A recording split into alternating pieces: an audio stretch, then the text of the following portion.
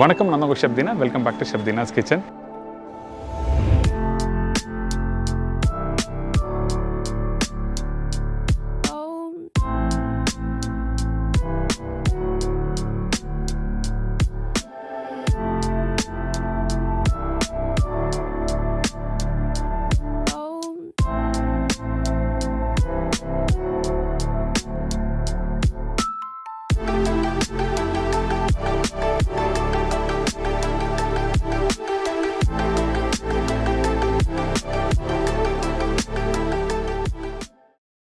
இந்த Christmas cake எல்லோரும் வீட்டில் வாங்கி, அதுவும் ட்ரை ஃப்ரூட்ஸ் ட்ரை நட்ஸ்லாம் போட்டு பண்ணுற ப்ரிப்ரேஷன். இந்த ட்ரை ஃப்ரூட்ஸ் ட்ரை நட்ஸ்லாம் பார்த்திங்கன்னா இதே ஹோட்டலில் பண்ணும்போது அதில் ரம் பிராண்டி இதெல்லாம் போட்டு ஒரு 60 நாள் முன்னாடி ஊற வச்சுருப்போம். ஆனால் வீட்டில் அதெல்லாம் பண்ண முடியாது. அதனால் வீட்டில் எப்படி பண்ண முடியும்னு சொல்லிட்டு தெளிவாக விளக்கமாக கொடுத்துருக்கேன். அது மட்டும் இல்லை, இன்னொரு சிம்பிளான ஒரு ஈஸி கேக், அதாவது பனானா கேக் எப்படி பண்ணுறது பார்க்க போகிறோம். இந்த பனானா இருக்குது பார்த்திங்கன்னா, வாழைப்பழம் இருக்குல்ல, அந்த பழம் கொஞ்சம் பழுத்து போச்சுன்னா தூக்கி போட்டுரும். நிறைய பேர் சாப்பிட மாட்டாங்க. ஐயோ கொஞ்சம் கொலன்னு இருக்குது, நம்மளுக்கு சாப்பிட பிடிக்காது சொல்லிட்டு விட்டுருவீங்க. அந்த டைமில் அந்த பழத்தை வச்சு நம்ம வீட்டில் இருக்க பொருளை வச்சு ஒரு ஈஸியான ஸ்டைலில் பனானா கேக் எப்படி பண்ணுறது பார்க்க போகிறோம். இன்றைக்கி இந்த கிறிஸ்மஸ் ஸ்பெஷல், அதனால் இந்த 2 ரெசிபிக்கு தேவையான பொருட்கள் ஃபஸ்ட்டு நம்ம பார்த்தலாமா? ப்ளம் கேக்குக்கு தேவையான பொருட்கள்: dry grapes 50 gram, tutti frutti 100 gram, black dry grapes 50 gram, dry fig 50 gram, almond 50 gram, பிஸ்தா 50 கிராம், முந்திரி பருப்பு 50 gram, dates 50 gram, walnut 50 gram, butter 250 gram, brown sugar 300 gram, முட்டை 6 number, maida 200 gram, baking powder 10 gram, mix fruit jam 50 gram, orange juice 250 ml, spice mix 10 gram, அதாவது dry ginger powder, cardamom powder, cinnamon powder, nutmeg powder, இதெல்லாம் சேர்ந்து 10 gram, cocoa powder 25 gram, oil 25 ml. இதாங்க plum கேக்குக்கு தேவையான பொருட்கள். இந்த plum cake ready பண்ணுறதுக்கு ரொம்ப இம்பார்ட்டன்ட் நம்மக்கிட்ட இருக்க ட்ரை ஃப்ரூட்ஸ் ட்ரை நட்ஸ் எல்லாமே. அதனால் நம்மக்கிட்ட இருக்க இந்த முந்திரி பருப்பு, பேரிச்சம்பழம், பாதாம்,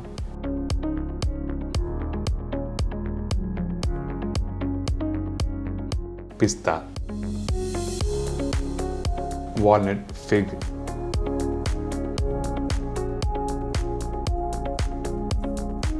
அதுக்கப்புறம் காஞ்ச கருப்பு திராட்சை, இது எல்லாத்தையும் ஒன்றா போட்டு நல்லா மிக்ஸ் பண்ணுறோம்.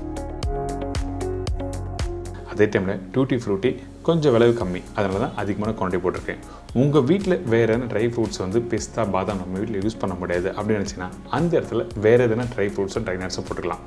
இப்போ உங்களுக்கு தெரிஞ்சிருக்கும், எல்லா ஃப்ரூட்ஸும் எல்லா ட்ரை நட்ஸும் எல்லாத்தையும் ஒன்றா போட்டு மிக்ஸ் பண்ணியிருக்கேன்.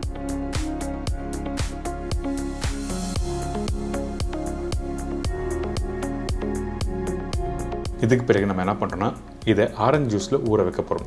நீங்கள் வீட்டில் யூஸ் பண்ணும்போது ஃப்ரெஷ் ஆரஞ்சு ஜூஸ் தான் எடுத்து யூஸ் பண்ணணும். இதே கேன் ஜூஸ் யூஸ் பண்ணலாமல் கேட்டால் என்னோடய சஜஷன் வேண்டாம். இதுவே நாங்கள் ஹோட்டலில் பண்ணும்போது என்ன பண்ணுவோம், ரம்மு, பிராண்டி, விஸ்கி இந்த மாதிரி எல்லாத்தையும் ஆல்கஹால் எல்லாத்தையும் ஒன்றா ஊற்றி ஊற வச்சுருவோம்.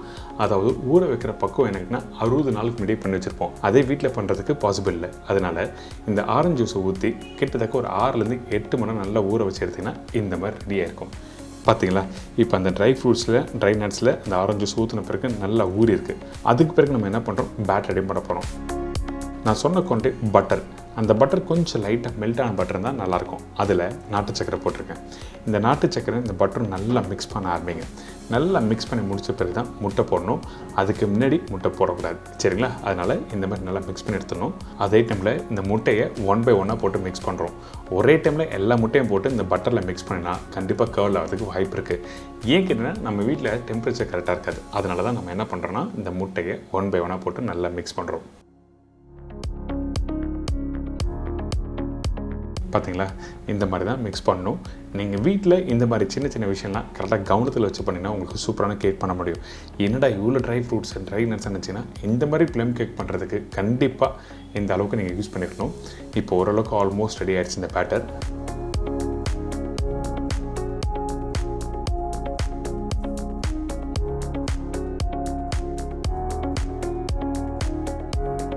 இப்போ பாருங்கள், அந்த பேட்டர் எடுத்தால் இந்த மாதிரி ஸ்மூத்தாக இருக்கணும், சரிங்களா? இதுக்கு பிறகு நம்ம என்ன பண்ணுறோம், ஃப்ரெஷ் ஃப்ரூட் ஜாம் இருக்குது பார்த்தீங்களா, அந்த ஜாம் இதில் போட்டிருக்கோம். எதுக்காக இந்த ஜாம் இதில் யூஸ் பண்ணிட்டுனா, இதில் கொஞ்சம் மாய்ஸ்சர் வரும். அதாவது இந்த கேக்கை குக் பண்ணி முடித்த பிறகு கொஞ்சம் அந்த ஈரப்பதம் வேணும். அதனால தான் இந்த ஜாம் போட்டிருக்கேன். இதுக்கு பிறகு நம்ம என்ன பண்ணுறோம்னா நம்மகிட்ட இருக்க இந்த ட்ரை இன்க்ரீடியன்ஸ் எல்லாத்தையும் மிக்ஸ் பண்ணுறோம். அதாவது ஃபஸ்ட்டு மைதா, அதுக்கப்புறம் இந்த ஸ்பைசஸ் பவுடர் இதில் போடுறோம். அதாவது ஏலக்காய் powder, nutmeg powder, cinnamon powder, try ginger powder இதெல்லாம் போட்ட உடனே பேக்கிங் பவுடர் போட்டு நல்லா மிக்ஸ் பண்ணுறோம். எதுக்காக இந்த மாதிரி ஃப்ளாரை தனியாக மிக்ஸ் பண்ணால் பேக்கிங் பவுடர் எங்கெல்லாம் யூஸ் பண்ணுறோம் இந்த மாதிரி தனியாக மிக்ஸ் பண்ணிட்டு அதுக்கு பிறகு இந்த பேட்டரில் மிக்ஸ் பண்ணால் உங்களுக்கு கரெக்டாக கேக் மிக்ஸ் பண்ணுறது ஈஸியாக இருக்கும். அதான் விஷயம், வேறு எதுவுமே இல்லை. ஏற்கனவே ரெடி பண்ணி வச்சுருக்கேன் அந்த பட்டர், நாட்டு சக்கரை, முட்டை இருக்குல்ல, அதில் இந்த ஃப்ளார் எல்லாத்தையும் போட்டு நல்லா மிக்ஸ் பண்ணுறோம். அதுக்கு பிறகு கொக்கோ பவுடர் போட்டிருக்கேன். இந்த கொக்கோ பவுடர் எதுக்காக யூஸ் பண்ணுற கேட்டிங்கன்னா ஆக்சுவலாக பிளாக் ஜாக்கெட், அதாவது சுகரில் ரெடி பண்ணுற ஒரு சிரப்பு, கருப்பு கல்லில் இருக்கும். அந்த சிரப்பு இதில் போட்டு மிக்ஸ் பண்ணி குக் பண்ணும். நம்ம வீட்டில் அதெல்லாம் கிடைக்காது. அதே டைமில் வீட்லேயும் பண்ணலாம், அது கொஞ்சம் பெரிய லாங் ப்ராசஸ். அதனால் ஈஸியான ஸ்டைலில் இந்த இடத்துல கொக்கோ பவுடர் போட்டு நீங்கள் மிக்ஸ் பண்ணால் உங்களுக்கு கலர் நல்லா கொடுக்கும். அதனால் கொக்கோ பவுடர் போட்டிருக்கேன்.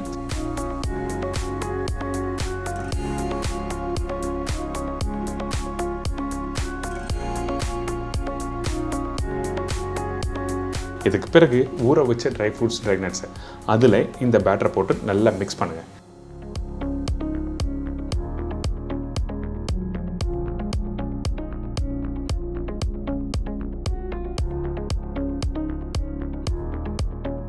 மிக்ஸ் பண்ணி முடிச்ச பிறகு கடைசியாக ஆயில் ஊற்றுறோம். ஆயில் ஊற்றி பொறுமையாக நல்லா மிக்ஸ் பண்ணுங்கள். அவ்வளோதான். ரொம்ப சிம்பிள், ரொம்ப ஈஸி. ஆனால் கொஞ்சம் பெரிய லாங் ப்ராசஸாக இருந்தாலும் ஆனால் ஸ்டெப் பை ஸ்டெப்பாக புரிஞ்சுட்டு நீங்கள் வீட்டில் பண்ணால் ஒரு சூப்பரான ப்ளம் கேக்கு இந்த கிறிஸ்மஸ்க்கு உங்கள் வீட்டில் பண்ண முடியும். அடுத்தது மோல்டு. இந்த மோல்டில் கொஞ்சம் லைட்டாக ஆயில் அப்ளை பண்ணியிருக்கேன். அதுக்கப்புறம் பட்டர் ஷுகர் போட்டு வச்சுருக்கோம். இந்த கேக் மோல்டில் நம்ம ரெடி பண்ணி வச்சுருக்கேன் அந்த கேக் பேட்டரை கரெக்டாக 50% போடுறோம். அதாவது இந்த கேக் மோல்டில் ஃபுல்லாக போடாது, குக் பண்ண உங்களுக்கு குவான்டிட்டி அதிகமாக வரும். அதனால தான் பாதி போட்டிருக்கேன். இதுக்கப்புறம் அவனில் குக் பண்ணுற மெத்தட் சொல்கிறேன். இந்த அவனில் குக் பண்ணுறதுக்கு முன்னாடி நம்ம என்ன பண்ணுறோன்னா கரெக்டாக 180 டிகிரி செல்சியஸில் 10 நிமிஷம் ப்ரீ ஹீட் பண்ணணும். அதுக்கு பிறகு தான் நம்ம என்ன பண்ணுறோன்னா அந்த கேக் மோல்டை உள்ளே வச்சு திருப்பியும் 180 டிகிரி செல்சியஸில் கரெக்டாக செட் பண்ணணும். செட் பண்ணி முடித்த பிறகு 90 மினிட்ஸ் நீங்கள் குக் பண்ணணும். அவனில் கரெக்டாக 60 மினிட்ஸ் தான் டைம் இருக்கும். அந்த 60 மினிட்ஸ் முடித்த பிறகு திருப்பி 30 மினிட்ஸ் செட் பண்ணி நீங்கள் குக் பண்ணணும். டோட்டலாக 90 நிமிஷம். அவ்வளோதான். இந்த மாதிரி கரெக்டாக குக் பண்ணி எடுத்திங்கன்னா கேக்கு இந்த மாதிரி அருமையாக வந்திருக்கும். இதுக்கு பிறகு நம்ம என்ன பண்ணுறோம், சூடு ஆறின பிறகு கரெக்டாக ஒரு 1/4 மணி நேரம் கழிச்சு கேக்கை நீங்கள் டீமோல் பண்ணலாம். பண்ணிவிட்டு உங்களுக்கு பிடிச்ச மாதிரி அழகாக கார்னிஷ் பண்ணி சூப்பராக நீங்கள் எடுத்து சர்வ் பண்ண ஒரு ப்ளம் கேக் ரெடி. இப்போ பாருங்கள், ரெடியான கேக் மேலே இருக்க அந்த பேப்பர் எல்லாத்தையும் எடுத்திங்கன்னா இந்த ஃப்ரூட்ஸ்லாம் அழகாக மிக்ஸ் ஆகிருக்கும். நீங்கள் கேக் தப்பாக பண்ணினா ஃப்ரூட்ஸ் தனியாகிடும், அந்த ஃப்ளவர் எல்லாமே தனியாகிடும். அதனால் வீட்டில் கவனமாக நான் சொன்ன மெத்தடில் கரெக்டாக ட்ரை பண்ணி பாருங்கள். ஒரு சூப்பரான இந்த கிறிஸ்மஸ்க்கு ப்ளம் கேக் எப்படி பண்ணுறது எல்லாம் தெரிஞ்சிருக்கும்.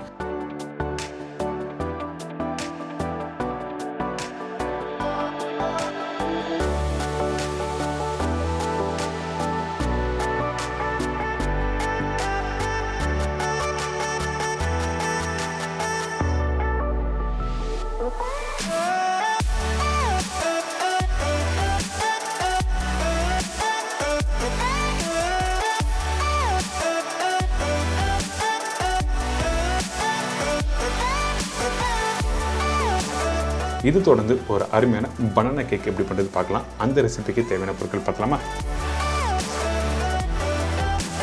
பனானா கேக் தேவையான பொருட்கள்: வாழைப்பழம் 180 கிராம், நாட்டு சர்க்கரை 150 கிராம், மைதா 180 கிராம், முட்டை 3 நம்பர், தயிர் 50 ml, milkmaid 50 ml, baking soda 5 gram, cinnamon powder 1/2 teaspoon, vanilla essence 1 teaspoon, oil 100 ml. இதாங்க இந்த ரெசிபிக்கு தேவையான பொருட்கள்.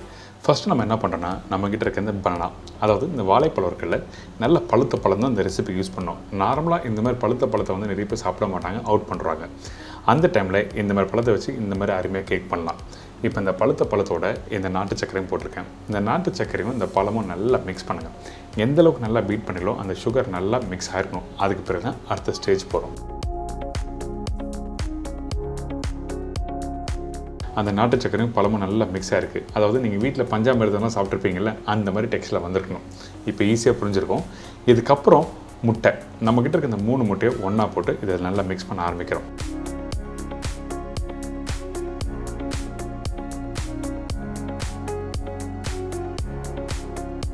நல்லா பீட் பண்ணி முடித்த பிறகு அந்த வாழைப்பழம், நாட்டு சக்கரை, இந்த முட்டை எல்லாம் மிக்ஸ் பண்ணி முடித்த பிறகு பார்த்தீங்கன்னா இந்த மாதிரி நொறையாக இருக்கும். அதுக்கு பிறகு இந்த கண்டென்ஸ் மில்க், அதாவது மில்க் மேடு.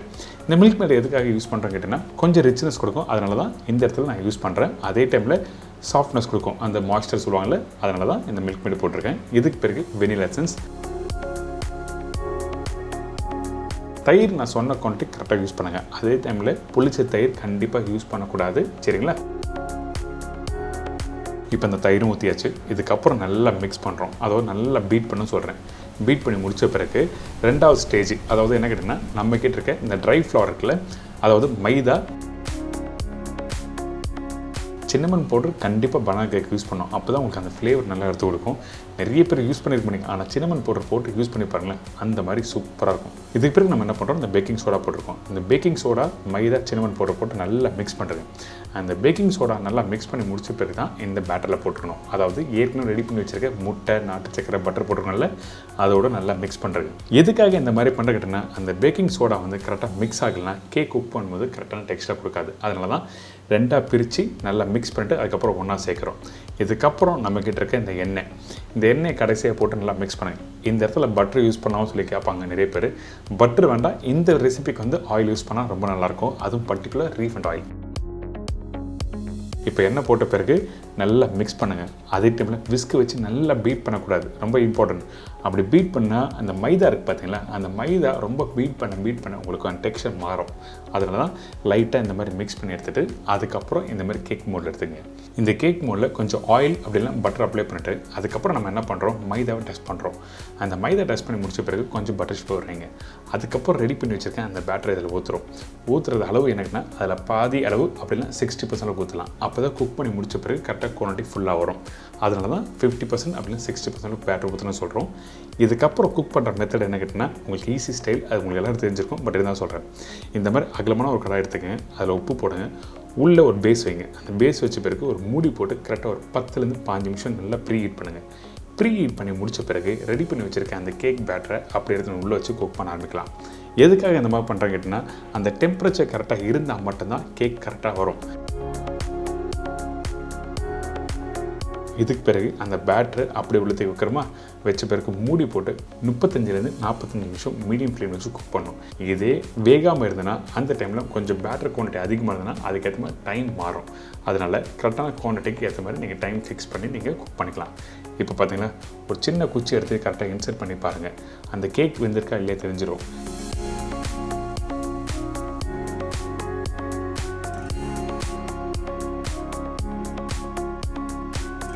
இந்த மாதிரி வந்தால் கரெக்டாக வெந்துருக்குன்னு அர்த்தம். இதுக்கப்புறம் டீமோல்ட் பண்ணி அந்த கேக்கை அழகாக ஸ்லைஸ் பண்ணி இந்த கிறிஸ்மஸுக்கு ஒரு ஜாலியாக கொண்டாடுங்க.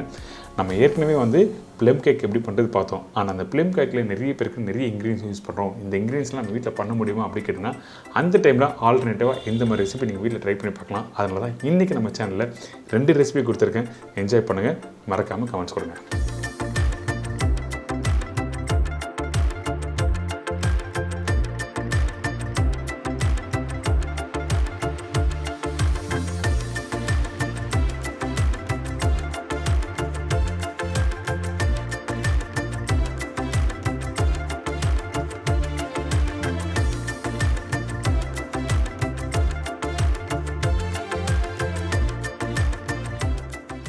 எனக்கு இப்போ எல்லாருக்கும் தெரிஞ்சுக்கும் இந்த 2 கேக் எப்படி பண்ணுறது, அதாவது கிறிஸ்மஸ் கேக்கும் பனானா கேக் எப்படி பண்ணுறது எல்லாம் தெரிஞ்சிருக்கும். கண்டிப்பாக ட்ரை பண்ணி பாருங்கள்.